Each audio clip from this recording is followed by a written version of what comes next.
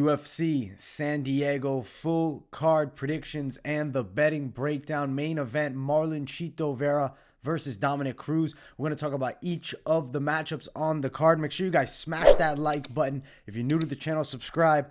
Turn those post notifications on and share the video as well. Let's jump right into things. Rescheduled fight. We were supposed to see this past weekend. It's Ariane Lipski, Priscilla Cachoeira. I've broken this fight down multiple times. I think Lipski is going to win the bout. I believe she's the more technical girl, but I do think Cachoeira is going to make it a difficult fight. She's going to bring a lot of forward pressure. She's got powerful hooks in close range. She's extremely durable and tough. She'll walk through fire to land. She'll take one to land one. Lipski, though, is definitely better technically. I also think she has the better jiu-jitsu on the mat, alongside with being a bit quicker with her striking overall. I like her more well-rounded MMA game, but especially the distance striking. I think Cachoeira will make it competitive in close range, but from distance, Lipski has, I think, a clear edge. Better kicker as well. Lipski hand raise, win by decision to start the night off. As far as the lines officially, same as last week, essentially. Minus 175 for Lipski, plus 167 for Cachoeira. I think Ariane Lipski wins this fight by a unanimous decision, but it's not going to be an easy out. Cachoeira always brings the heat, and I expect this to be an extremely fun to watch women's fight. Let's jump to the next one. It is another rescheduled bout. Jason Witt versus Josh Quinlan. Quinlan couldn't get the fight last week because of testing for turinabol metabolite, and then the Nevada State Athletic Commission wouldn't let him fight, but the USADA and UFC approved. Doesn't matter. Rebooking. I think Josh Quinlan wins the bout against Jason Witt. I said it last week. I expect him to get the knockout. I'm still predicting the same thing. Witt has good wrestling. He brings a decent forward pressure style where he's going to try to grind on you, wear on you against the cage, take you down. And when he gets on top, he's very heavy. He's a hard guy to shake off. Thing is, his stand-up is very low. I would say lower to mid-tier at best. Square stance. Not super technical, hittable with straight shots. Josh Quinlan has a very good striking game, comfortable out of both stances. He moves well, definitely has knockout power in the hands. A lot of wins by KO. I like him to win here. Concern would be the Witt wrestling. Even if Witt dominates the first round, I think Quinlan in the second will knock him out. I don't think Witt has the ability to control this fight for 3 rounds. He's going to take some damage here. Quinlan's going to get his hand raised. I'm going with the striker, and the striker versus grappler matchup is Josh Quinlan by KO, with the rebooking here a week after it was originally supposed to take place. Witt is a good underdog size-wise, plus 215. Quinlan, minus 245, the favorite. I am confident Josh Quinlan wins by knockout. I'm predicting first or second round. I do kind of lean it towards second because I do have a feeling Jason Witt will be able to land a couple takedowns early and make it a competitive fight to start. But Quinlan gets his hand raised. Next fight. Youssef Zalal versus Blackshear, who takes the fight on short notice. Listen, I'm riding with Damon. I like Blackshear. I know he's jumping up from 135 to 45, and I know he's taking this fight on very short notice, but I expect this kid to be ready. He is the champion over in CFFC. That's, to me, a valuable asset, granted being in the bantamweight division. Now taking on Youssef Zalal, who decides to drop the weight class. I'm concerned about Youssef Zalal jumping to 135 pounds. Is it going to be too much of a cut for him? I know he made 45, I don't know, fairly easily whenever you look at his frame there, but he decides to drop and fight a kid who I actually think has some really serious abilities. I think Blackshear can outstrike Zalal. I think he can out-wrestle Zalal. I think he's the more explosive guy. His stand-up game, to me, is more dangerous. Yes, Zalal is slick and talented with a technical kickboxing style. He's a Moroccan fighter. A lot of them do have pretty good kickboxing. But the explosiveness of Blackshear, and I think the ability to mix in takedowns is going to be a big difference maker. I got to ride with Blackshear to win. How does he get it done? I got to respect what I've seen from Zalal's durability. Biggest concern is this weight cut, but granted, he's a young guy, 25. I expect him to be able to hit the 135 mark. Granted, he is 5'10", so he's a tall dude for the weight class. We'll ride with Blackshear, win by decision. Overall, if Zalal can comfortably continue to make 135 pounds, I think it's a good decision for his career moving forward, but I don't think he wins this fight. Damon Blackshear is a prospect to watch. He gets it done by a decision. Blackshear and Zalal, even money, minus 105, minus 105, minus 110, minus 110. It is a true pick'ems matchup, and we're riding with Damon in the debut. Next fight of the night, Angela Hill versus Lupita Godinez. 120-pound catchweight fight, so not an official strawweight matchup, but high stakes in the strawweight division. I'm picking Lupita Godinez. She is going to wrestle the hell out of Angela Hill. Forward pressure from Lupi. I expect her to land takedown. She's strong in the clinch, strong from the top position, good peppering ground and pound, good positional control. She's a very technical grappler, isn't just using strength. She has good understanding of positions. She's a very high-level fighter. I think right now you're looking at a girl who is on her way to the top 10. I think she makes a good run here at strawweight. There's a lot of strikers as well, and she's got the wrestling base down. So I'm curious to see how she matches up. Angela Hill is a beautiful first, true high-level test for her. I expect her to beat Angela in this fight. Hill's got good striking, the Muay Thai style. She's light-footed. She's quick. She has good multi-shot combos. Granted, not a very heavy power puncher. And the biggest thing that I feel with Angela Hill is a problem when she faces these grapplers is she's not making them pay because she doesn't have much power. She's not stunning these girls. If she had heavier punching power and she cracks Lupita as she comes inside, we got a different fight. You got Lupita overthinking these takedown attempts a bit. The fact is, Lupita Godinez is going to walk through the fire that Angela's throwing without taking substantial damage, and she's going to get takedowns. Hill would need to be near perfect, moving constantly, avoiding the majority of the takedowns, and then winning a decision. Lupita Godinez has a clear path to win. I'm predicting her to win by a decision, out-wrestling Angela Hill for the 3 rounds here. Let's look at the lines for this one. Hill is a plus 300 underdog. Lupita Godinez, the minus 250 favorite. Lines are wide here, and it's because Lupita seems to be like she's the real deal. Keep your eye on her. I think you got a contender on our hands right here with Lupita. Next fight, Ode Osbourne versus Tyson Nam. I am going to be riding with Ode Osbourne. I like Tyson Nam. I've been watching him fight for a long time. I remember when he knocked out Eduardo Dantas, upset, and then got crushed by Marlon Moraes. But Tyson Nam is a pretty talented striker. He's explosive, powerful, but look at this. 38 years of age. That's a big concern in flyweight for me, especially with a year and a half off. I don't know. I feel like this coming back, fighting Osbourne, who's got some good momentum flowing, 2-fight win streak. He's got finishing ability, definitely has power.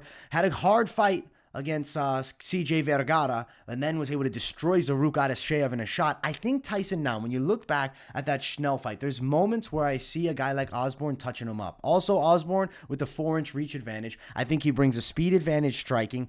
To me, he's a problem for Tyson Nam, and I'm actually going to predict the athletic and long Ode Osbourne to sleep Tyson Nam in the second round.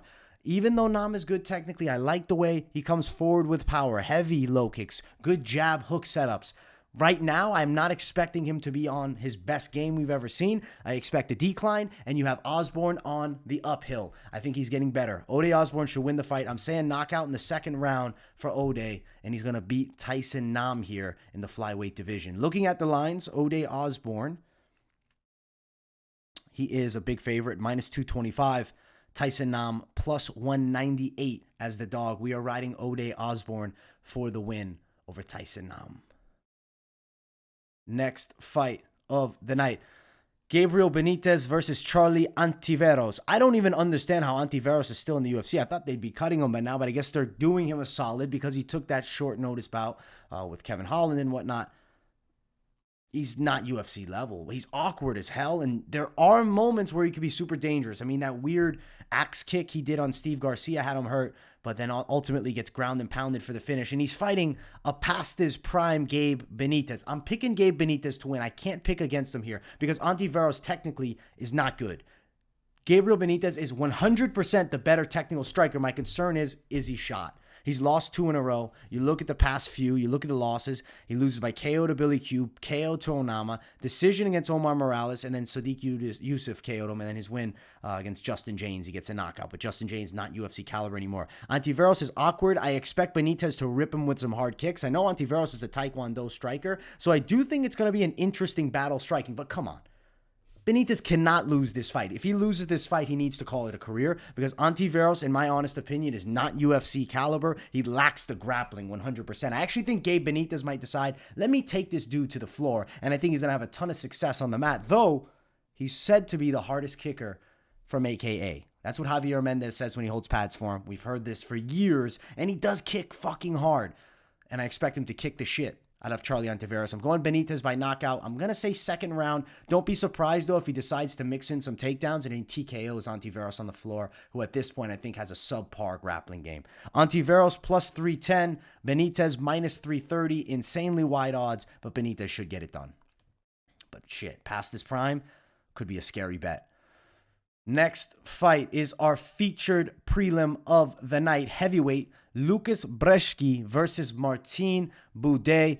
I'm going with Buday to win the fight. I like Brzeski's style, actually. It's fun to watch, but man, he's outweighed by nearly 30 pounds.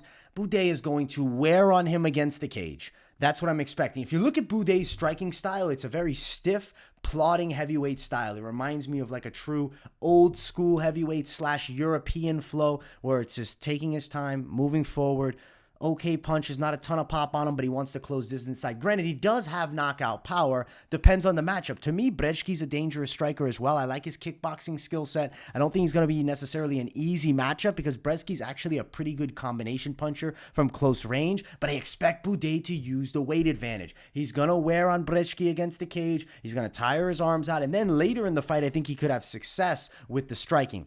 How does he get it done? I'm really leaning at Buday by a decision, but you got big heavyweights and it takes one shot. Fans in attendance as well. I think Buday could be live for the third round TKO also, but I expect him to beat Brzeski. Though as a fan, though, I like to see Brzeski's hand raised. I just see the stylistic matchup and I see Buday clinching him, wearing on him against the cage and using the weight advantage. I have to ride with Martin Buday. Buday is a fair size favorite, minus 220. Brzeski, the plus 215 dog. I like Buday to win at that minus 220 tag, and I'm saying it by a decision here. Let's jump to the main card. If you guys have not yet, make sure to smash that like button. It is Yazmin Jauregui versus Yazmin Lucindo. I'm going with Yazmin Lucindo, to win the fight. She's an underdog in this spot, and actually digging into the tape of this girl, she's got a solid grappling game. She's got a lot of fights at just 20, 13-4. She's got a ton of experience for someone her age. Granted, young Yazmin too. Both girls very young in their careers. Good records, 8-0 for Yazmin. Biggest concern to me is a lot of ifs around both. I feel like Lucindo's being slept on a bit here. I could even see the Yazmin side, Yazmin Jauregui, doubting her. Like just overall not giving her the credit maybe. I mean, this girl's 20 years old and has a fuckload of fights. That to me is a very valuable asset. From what I saw, I like the takedowns and the grappling control, but you know what? Not a bad Muay Thai striking game either for Lucindo. Now, as far as Jauregui, I feel like she's a pretty athletic Muay Thai style of striker. Combate tournament champion, so she does have fair level of experience. Weird fight. Lucindo, to me, is a smarter pick. Dog or pass situation, especially because there's a lot of ifs around both girls. We haven't seen them at UFC level, and I'll be honest, I don't know how the fuck this fight's on the main card. I don't even know how this fight is anywhere near the main. I think this should be the first fight of the night. Maybe bout order will be shifted as we get closer to the actual fight day, because right now, makes no sense. Yazmin Jauregui is minus 190, the favorite. Yazmin Lucindo plus 205 as the dog. I will ride with the underdog, Lucindo, to win, and I expect her to land takedowns, control with the grappling, and overall, though, competitive fight. Could be a split decision, very toss-up style matchup. Next fight of the night, Nunes versus Cynthia Calvillo. We were originally supposed to see this fight last month, but now we get to see these ladies go after it. I like Nunes to win. I'm picking her here. I like the stand-up. She's a pretty skilled striker, very light on her feet. Moves well and has a pretty nice jab, good range management. Depending on the matchup, good takedown defense. I expect her to look good here. I mean, I think Cynthia Calvillo, not super impressive. I don't want to say a one-trick pony. She has okay stand-up, but more so wants to wrestle. She wants to control from the top position. If fights hit the floor, that's where she'll be most comfortable. Striking, she's hittable down the center. If Nunes can get a jab going, I think she could have a ton of success throughout the entire night. Stick, move, jab, cross. I think she can touch up Calvillo's chin. I think she can fend off the grappling attempts, and I think Nina Nunes can take this one on the scorecards. She is a dog. Looking at it here, Nina Nunes is sitting at plus 140 as an underdog, and Calvillo is minus 145 as the favorite. I think Nina Nunes, to get her hand raised, win by a decision here most likely.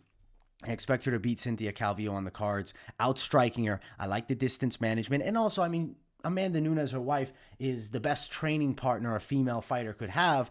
I expect some more wrinkles in the game. When was the last fight? A year and 2 months ago? I still think Nina can make some tactical improvements.